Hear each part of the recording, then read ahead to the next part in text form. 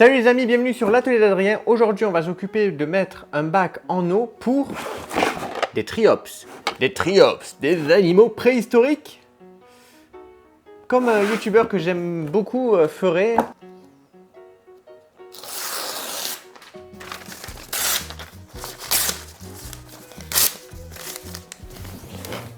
Non, c'est pas des animaux préhistoriques. Je vous mettrai dans la description un petit peu l'explication. Hein. C'est tout simplement une petite recherche Wikipédia, c'est facile à voir. Mais c'est pas parce que ça y ressemble que c'en est. Mais bon, vous savez, c'est un peu plus vendeur parce que triops, les animaux qui vivent dans des flaques d'eau, c'est quand même moins vendeur. Mais c'est quand même très intéressant. Donc on va faire ça ensemble. Là, j'ai un petit kit qui s'appelle Science et Jeux. Donc c'est un petit kit que j'ai acheté dans une ressourcerie, je l'ai acheté je crois 1 € à tout casser. Honnêtement je vous dirais de ne pas acheter le kit, de ne pas acheter neuf en tout cas, parce que pour moi c'est pas vraiment le meilleur des conditions pour élever des petits triops. Mais on va quand même voir ce qu'il y a à l'intérieur du kit, voir ce qui nous intéresse nous. Et je vous donnerai donc la petite astuce pour tout simplement passer outre ce petit kit. Alors dans ce petit kit, on a plein de petites choses plus ou moins utiles ou pas du tout utiles. Et normalement, c'est là-dedans que vous devriez élever vos triops. Et franchement, moi j'ai pas trop envie de laisser des triops juste là-dedans. Je trouve pas ça très joli, très esthétique. Donc on va lui faire quelque chose d'un peu plus sympathique. Mais normalement, vous voyez dans le kit, vous avez des ampoules, vous avez des petites pierres, vous avez du sable. Voilà, ça c'est la quantité de sable pour tout ça normalement. Vous n'irez pas bien loin. Vous avez un petit peu de nourriture. Donc c'est la nourriture pour triops normalement, mais de la nourriture pour crevettes. Ça fait très bien le taf. Ou même la nourriture pour poissons. Il y a des petites pompes, des petits outils en plastique. Mais ce qui nous m'a intéressé en fait dans ce kit, si j'ai acheté ce kit, c'est principalement pour ceci. Parce qu'en fait, il n'y a que ça vraiment qui va nous être utile. On utilisera la bouffe parce qu'on en a. Mais il n'y a que ça qui va nous être utile, ce sont les œufs. Et justement, ces œufs-là, vous pouvez les trouver sur Internet. Vous pouvez les trouver sur eBay ou quoi. Trouvez juste les œufs, achetez juste les œufs. Et ça vous reviendra bien moins cher que acheter tout ce kit qui au final ne vous sert pas du tout. Alors les triops, ils ont une particularité assez incroyable, c'est qu'ils font des œufs, donc déjà ils s'auto-fécondent, donc si vous avez un seul triops, c'est bon, vous allez avoir des œufs fécondés, et en plus de ça, il les fait en grande quantité et il fait ça dans le sable. Et en fait, ces œufs-là, ils vont pas éclore, ils vont attendre une période sèche, puisque comme je vous l'ai dit, c'est un animal qui vit normalement dans des flaques d'eau, donc il pond ses œufs, les œufs attendent que la flaque se tarisse complètement. C'est leur signal, ils vont attendre et dès qu'elles seront remplies d'eau, ils savent qu'ils peuvent sortir pour enfin vivre leur vie. Donc c'est pour ça qu'on peut trouver les œufs. Donc en fait ça, il y a du sable, c'est principalement du sable avec je crois un peu de nourriture pour les premiers jours de vie, mais je suis même pas sûr. Mais en gros c'est du substrat dans lequel où il y a des élevages de triops. Ils ont récupéré du substrat, ils l'ont mis au sec et ils se sont dit dedans il y a sûrement des œufs et on va le vendre. Mais c'est pas garanti à 100% que vous avez des œufs, hein. Je tiens à le préciser quand même. Il n'y a pas une garantie de 100%. Ils sont pas allés à la loupe chercher pour vérifier s'il y avait bien un œuf collé sur par exemple un grain de sable. Donc le mieux à faire, c'est tout simplement de mettre que la moitié du sachet. Donc vous mettez la moitié du sachet dans votre bac. Et après, au bout d'un moment, quand vous avez vos triops, ils vont vivre à peu près 1 mois, 2 mois. Et après, vous pouvez soit essayer de mettre votre substrat au sec pour essayer d'avoir des œufs ou de relancer la deuxième partie du sachet pour tenter d'avoir des triops. Tout bêtement, mais en gros, normalement, c'est pas très compliqué pour vous. Une fois que vous en avez, ils vont faire leurs œufs dans le substrat. Il suffira juste de le sortir, de le laisser au sec pendant 1 à 2 semaines et enfin de le remettre dans l'eau. Et c'est parti pour de nouveau avoir des triops. Donc ils vous disent de mettre ça, comme je vous l'ai dit, dans le petit bac en plastique, mais c'est hors de question, on va lui faire un petit setup un peu plus sympa. Et pour ça, je vais utiliser un aquarium que mes parents ont trouvé.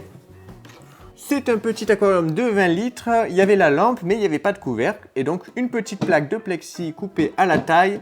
Ici, j'ai fait l'entaille pour mettre la lampe que j'ai rentrée en force, une petite poignée, et voilà, on a notre couvercle, tout bêtement, pour notre petit aquarium de 20 litres. Donc, avoir un bac avec des triops, c'est pas exactement comme avoir un bac avec des poissons, parce que les triops ont quand même quelques exigences en matière d'eau que certains poissons, la plupart même, n'ont pas. Comme je vous l'ai dit, ce sont des animaux qui vivent dans des flaques d'eau de pluie. Donc déjà, on va mettre de côté tout ce qui est eau du robinet. Dans un bac, on ne met pas d'eau du robinet. Là, je vais le mettre à 50% d'eau de source et à 50% d'eau osmosée. On pourrait aussi mettre 50% d'eau déminéralisée, mais je ne me voyais pas acheter 2 gros bidons d'eau déminéralisée juste pour faire l'aquarium. Et en plus de ça, comme je compte mettre des plantes à l'intérieur, j'étais pas sûr que l'eau déminéralisée soit vraiment la meilleure chose à faire pour les plantes. Du coup, 50% d'eau osmosée, 50% d'eau de source, ça suffira très bien à faire ce bac. Alors au niveau de l'aquarium, il n'y aura pas beaucoup de technologie, il n'y aura même pas de pompe, étant donné que comme je l'ai dit, ce sont des animaux qui vivent normalement dans des flaques, donc il n'y a pas besoin d'avoir une pompe dans le bac. Donc je n'en mettrai pas. Si je vois qu'il y a besoin de mettre du remous, peut-être que de temps en temps je mettrai une pompe à air, mais c'est tout, pas de filtration. Et du coup, on va faire un aquarium un petit peu low-tech, no-tech. Donc du coup, j'ai fait ceci, c'est de la moustiquaire avec donc des céramiques qui ont été, donc c'est de la colle glu tout simplement parce qu'on peut l'utiliser dans l'aquariophilie, donc je me suis pas privé pour fermer le petit sac avec. Et du coup, ce qui va être mon support à bactéries. J'ai mis des céramiques parce que tout simplement j'avais plus de pouzzolane sur la main. À l'origine je voulais mettre de la pouzzolane dedans, j'en avais plus, donc j'ai mis ces petites céramiques là, tout bêtement, et donc c'est eux qui vont faire le principal support bactérien et qui vont donner un petit peu de hauteur d'ailleurs à mon substrat, donc faire un petit dénivelé. Et en parlant de substrat, c'est du sable, et oui, parce que le triops, comme je vous l'ai dit, va faire ses œufs dans le sable et il va beaucoup régulièrement le creuser, s'amuser dedans. Donc c'est du sable qu'il faut à tout prix pour vos triops. Là on a du sable du gardon, hein, je l'ai récupéré dans des zones en fait où avant le gardon montait en crue et donc déposait du sable. Maintenant c'est fini, hein, ils ont fait des barrages et tout ça, et le gardon remontera plus jamais là où j'ai récupéré ce sable. Donc j'ai récupéré du sable que j'ai bien rincé, bien nettoyé. C'est une horreur à nettoyer le sable, vous le savez, encore plus si vous le récupérez dehors. Donc ça a été bien rincé, bien nettoyé à l'eau du robinet. Et ensuite je l'ai rincé aussi plusieurs fois à l'eau osmosée, tout simplement pour être sûr de retirer tout le chlore et toute l'eau du robinet que j'avais utilisé. Donc je vais utiliser ça, que je vais mettre à l'intérieur de mon aquarium. Hop, on a mis tout ça. Donc maintenant on va pouvoir l'étaler. Donc là il y en a une bonne couche, hein. J'y suis allé bien comme il faut. De toute façon, on n'a pas besoin d'avoir une énorme surface d'eau.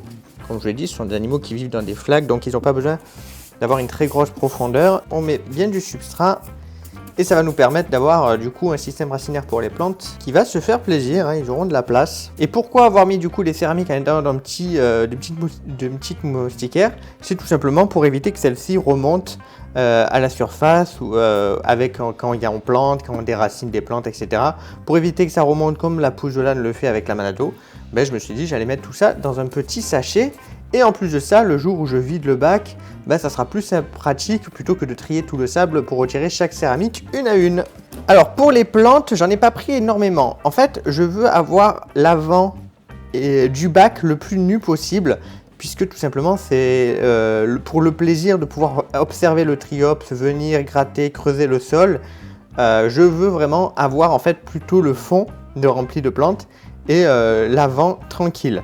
Donc j'ai pas pris grand chose, j'ai juste pris 2 cryptocorines, une Wendy et une Becchetti, et une sorte de petite gazonnante qui s'appelle la Lilaloepsis brasiliensis. Donc c'est pas pratique à prononcer, mais c'est pas grave. Alors du coup mes 2 Becchetti, je sais qu'elles ont des systèmes racinaires assez profonds, donc ce que je vais faire c'est que je vais les mettre des deux côtés en fait, là où il n'y a pas mes céramiques. Donc c'est là je sais où il y a le plus de profondeur et où elles vont pouvoir le plus s'étendre. C'est là que je les mets. Et comme vous l'avez vu, j'ai fait en sorte que la lampe soit à l'arrière principalement, hein, aussi d'ailleurs pour les plantes, comme ça elles auront le maximum de lumière, tout bêtement. Le sable est tellement compact, on va creuser un petit trou avant. Et enfin le plaisir arrive parce que la plante gazonnante, elle n'est pas évidente.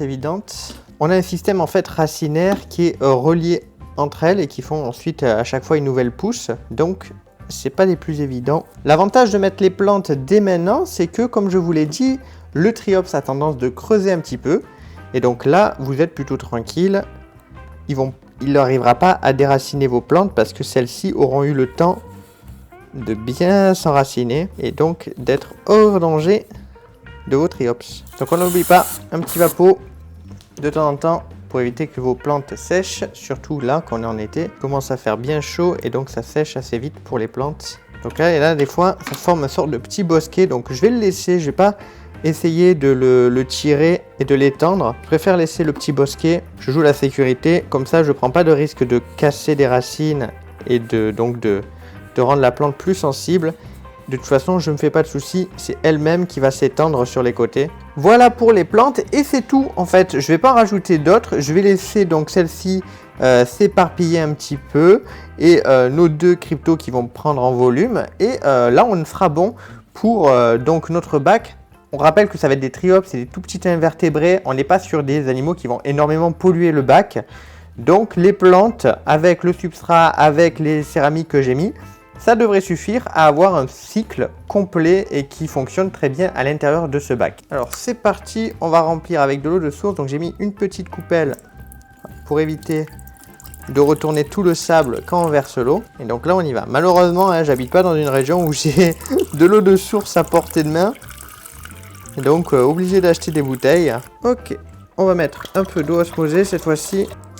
Alors dans le bac, je vais rajouter également des plantes flottantes. J'ai des salvinia que j'ai récupérées dans mes autres bacs. Je les ai bien rincées parce que je ne voulais pas mettre de lentilles d'eau dans ce bac là pour l'instant. Je pense que les salvinia suffiront et ça fera sympathique. Donc j'ai pas terminé, je vais rajouter des petits galets. Donc ce sont des galets qui ont été récupérés dans la rivière du Gardon, en tout cas sur les bords, et qui ont été passés donc au test du vinaigre blanc pour voir s'ils étaient calcaires. Ils ne le sont pas, ils ont été nettoyés et on va pouvoir donc les placer à l'intérieur en les enfonçant un petit peu parce que on ne veut pas que le triops creuse en dessous et se le fasse tomber dessus. On va éviter ça quand même, ça peut être pas mal.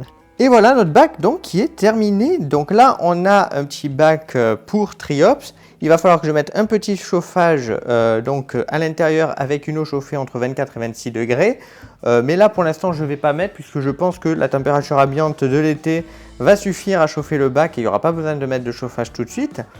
Mais en tout cas voilà pour le petit bac. Là normalement qu'est-ce que je devrais faire? Je devrais prendre la moitié de ce petit sachet, le verser dessus et puis laisser les choses faire pour avoir les triops. C'est pour ça que vous avez la loupe parce qu'au début ils sont tout petits, mais alors vraiment tout petits.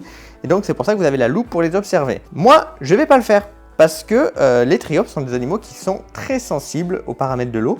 C'est pour ça donc il faut que de l'eau osmosée mélangée à de l'eau de source ou de l'eau déminéralisée. Et donc, ben moi quand je fais un bac, logiquement, pour moi, il va y avoir un pic de nitrite, hein, puisqu'il va y avoir le cycle de l'azote qui va se faire. Donc, je ne comprends pas la logique de mettre mes triops tout de suite dans mon bac. Donc, je vais laisser le cycle de l'azote se faire tranquillement. Et ensuite, on aura juste à saupoudrer en fait le pot au-dessus de votre bac. Et ensuite, ça va tomber tout seul. Les œufs vont tomber au fond de votre bac seul, tout bêtement. Donc là, je vais laisser mon bac tranquillement faire le cycle de l'azote et je ne vais pas mettre mes œufs dedans. Et la vidéo va s'arrêter là en fait parce que les œufs, je les mettrai dans mon bac et je filmerai ça pour une autre vidéo où je ferai un condensé. Donc, c'est-à-dire que vous verrez dans la prochaine vidéo la pose des triops, mais aussi leur évolution jusqu'au stade adulte. Donc la vidéo, vous vous en doutez, elle n'est pas faite pour tout de suite.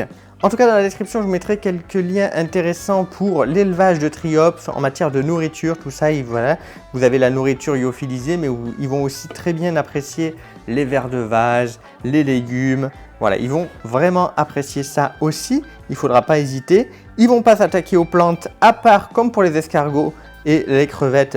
Si la plante, la feuille est en train de pourrir et de moisir et de s'abîmer, là, à ce moment-là, il va l'attaquer, il va la manger tout bêtement. Donc, c'est un détritivore, un triops. C'est pour ça que certains, d'ailleurs, ont des triops dans leur bac communautaire. Tout simplement parce que ce sont de bons détritivores qui font aussi le travail. Du coup, la vidéo va s'arrêter là, les amis. J'espère qu'elle vous aura plu. N'hésitez pas à me dire ce que vous en avez pensé dans les commentaires. Vous pouvez me soutenir dans la description. Je vous dis à très vite. Bye bye tout le monde.